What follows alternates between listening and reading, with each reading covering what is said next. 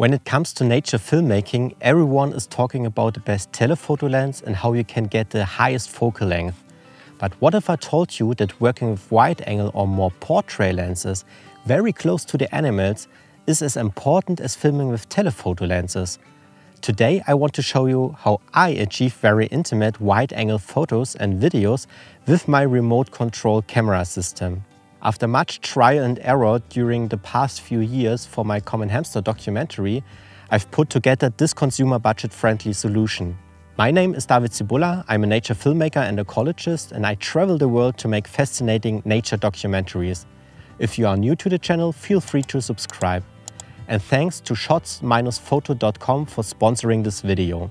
Working with wide-angle lenses is much more important in wildlife filmmaking than you might think. The problem is that you have to be very close to the animal with your camera to get the animal big in your frame when you are working with this focal length. In most cases, this is not possible when you are with your camera on location. You have to operate remotely from a distance. Before I show you my specific setup, let me briefly explain why you may want to work with wide-angle or portrait lenses in a remote setup. I think there are three main reasons. The first reason is more practical. Sometimes it is the only way to capture wildlife because of the density of the vegetation. When I was filming wild hamsters the past years, I only had the chance to film them with the tele lenses in spring and then again in early autumn. In between, the vegetation on the fields was much too high to get the sight to the ground. Working with wide-angle lenses on the ground and close to the animals was the only chance to capture them. A second reason is that some animals are too shy or too dangerous to film them sitting there on location. You have to be more far away. By the further away, the more vegetation is in your line of sight and the harder it is to capture the animal without having something in between you and the animal. When you are filming very shy animals, it can also be better to have just the camera on location waiting for the animal than sitting directly there, because the animal smells, sees or hears you. The camera as an inanimate object is often more accepted by the animals. They see it just as a stone, a stick or something else. And getting more distance between you and the animal can help you to capture them better. The third reason is that you want this kind of shots because they give the audience the feeling to be very close to the animal, their life and their behavior. They see them very intimate. It gives the feeling of lying directly side by side with the animal and watching their behavior. The technique is also used by high quality productions like from the BBC or Netflix for these reasons. So a good side effect is that when you also use this kind of shots, you get closer to the style of these blue chip productions if this is something you want to. But this shouldn't be your main reason. Before we get into the details of my remote camera system and I show you every component, I would like to show you another way to get close to the animals. And this is this very special sled. This is the crown sled of shots-photo.com. I am very glad that they are the sponsor of today's video, and I'm happy that I have the opportunity to test this awesome product. With the crown sled you can get photos and videos very close to the ground. This is something we are usually going for in nature filmmaking and photography, especially when filming mammals, because we want to be on eye level with our subject. The sled is like a crown tripod, but with runners. In comparison to a small crown tripod, you can easily push the sled forward without changing your silhouette or getting off the ground. When you rig up your whole camera, it can get quite heavy. Instead of lifting everything, you can just push it in a smooth movement. So you can change position, get closer to the animal without big and obvious movements, which is very important for us as nature photographers and filmmakers. You can actually use it as part of your camouflage. It comes in one piece, so you can use it right away and there is no preparation necessary other than mounting your equipment. The sled is made out of aluminium and weighs only 720 grams. So for pushing a sled on the ground, but also for carrying it to your shooting location, the crown sled is very light. But, and this is the very important thing, it is extremely stable at the same time. I rigged it up with my full film kit and it is totally stable. It is built to carry up to 20 kilograms. So if you are interested in getting such a crown sled for your own wildlife photos and videos, check out shots-photo.com and use the code David10 for a 10% discount when buying the sled. Thanks again to shots-photo.com for sponsoring today's video. So let me show you my remote control camera setup here. I built this over the past years to get shots very close to animals with more wide angle or portrait lenses. I am aware that there are much better but also more expensive systems on the market. But my goal was to use only consumer budget friendly products and parts that I already had and that I don't have to buy. The idea of the whole system is that you can place your camera close to the location where you are expecting the animal. Because the animal is very shy and I want a more wide-angle shot, I position myself around 50 meters away from the camera location. But I still want full control over all necessary settings of my camera, like the focus, the ISO, the aperture and more. And of course, I want to see what my camera sees to not miss my shot. To achieve this over a larger distance, I need a good data stream between my camera and my position and back. And now it's getting technical. So if you are a tech nerd like me, the next part is for you folks. If the deep technical explanation of the system is too much for you, skip to the end of the video where I show you a practical example of how the final system works. So the whole system is divided in 3 main units: the camera unit, the transmitter unit, and the receiver, or I called it hand unit. So let's show you the 3 units in detail. Let's start with the camera unit. As a camera, you can use whatever camera you have, as long as it has a HDMI output and it has a Wi-Fi function that is able to connect to a router and not only to your phone. I've used the Panasonic Lumix GH5 for the past years in the field. I've put the camera here on a very simple mini tripod and very close to the ground. As a lens, you have to decide on location what fits your needs best and how much space you can use. So if you are, for example, in a crop field trying to film a hamster in front of its burrow, you usually have not more than 2 square meters. So I usually use a 12 to 35 millimeters, which is a 25 to 70 millimeter full frame equivalent. But you can also try to go wider than 24 millimeters to get a more wide angle view. Sometimes I also use a 25 millimeter, which is a 50 millimeter full frame equivalent, or like here, sometimes 42.5 millimeters, so 85 millimeter full frame equivalent to get more of a portrait look of the animal. When you have a camera that has no good autofocus, or you use cine lenses, or you want a full control over your focus, you can use a wireless control system. The lens control system is run by a linear motor, which is attached to your lens here and operated by a wheel on your hand unit. This is here. The signal is in most cases also sent via Wi-Fi.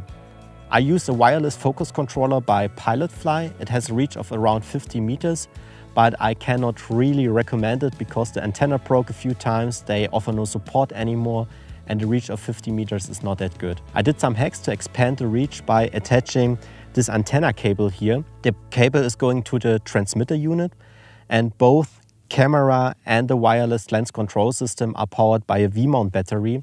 I can operate my camera with this V-mount for around 6 hours, and then I have to swap batteries.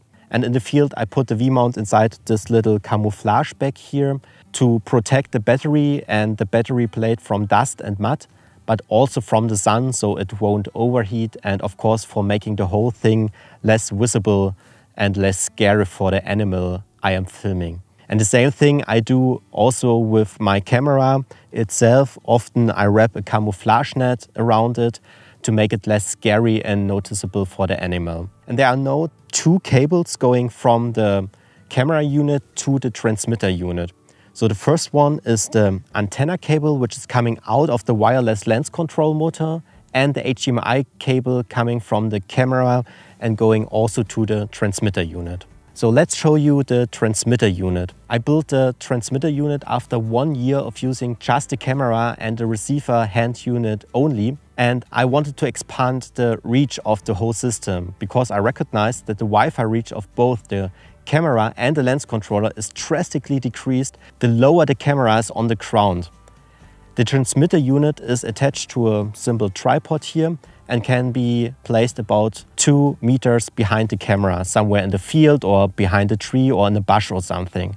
So it's not visible to the animal. And the transmitter unit allows me now to get my signals around 1.5 meters off the ground. With this, you get a much better line of sight and transmitting reach between you and your camera unit by the stepping stone of this transmitter unit.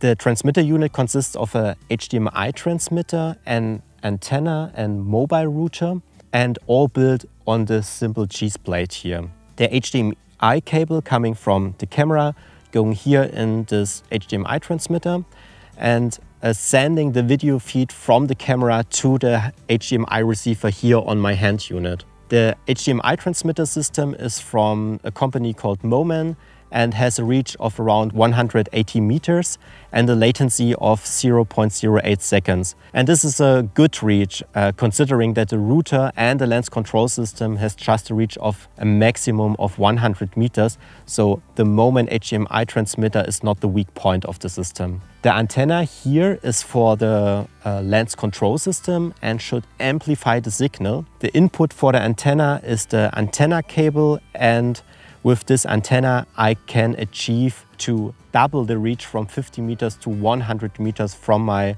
wireless lens control system. And the last component on this is my UIY travel router. I connect my camera to this router and then also connect my smartphone on my hand unit to the travel router. And my goal is to get full control over my camera via the related camera app on my smartphone. And this is as important as the video feed and the control of the focus, because with this connection I can adjust all important settings like the ISO and aperture over a larger distance of between 50 to 100 meters. In comparison, when connecting the smartphone alone to the camera on the ground, I've got a reach with a maximum of about 10 meters. The antenna is powered by via the lens control unit on the camera, and the HDMI transmitter is powered via Sony MPF 970 batteries. The Wi-Fi router has an internal battery with a runtime of around 6 hours and can be charged or powered directly via USB, for example with a power bank. So let's come to the receiver or hand unit. This is the unit I have with me when I'm sitting in the field approximately between 20 to 100 meters away from the camera. The exact distance depends, of course, on the animal species and the vegetation around you. For better handling, I have a camera strap here from my very first camera attached to hang it around my neck if needed and to be more comfortable. But I also have these two side handles and a middle hand grip from Tilta. The whole receiver unit is attached to some kind of monitor cage, and this rig is built from components I already had, and most of the cheese rods here and the clamps, etc. are from small rig. So the main center part of the receiver unit is a 5-inch monitor with a sunshade around it, and the monitor gets its video feed with a HDMI cable from the Moman transmitter here on the top. On the left, beside the main 5-inch monitor, I have a smartphone holder with a self-built sunshade.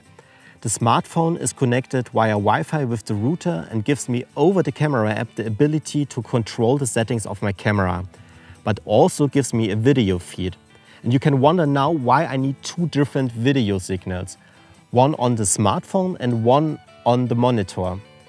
And on my first remote shoots, I was using just my smartphone to control focus as well as all other settings of the camera. But the problem was that when I was at home checking the footage, it was slightly out of focus. And that focus shifts with the app were not smooth but choppy.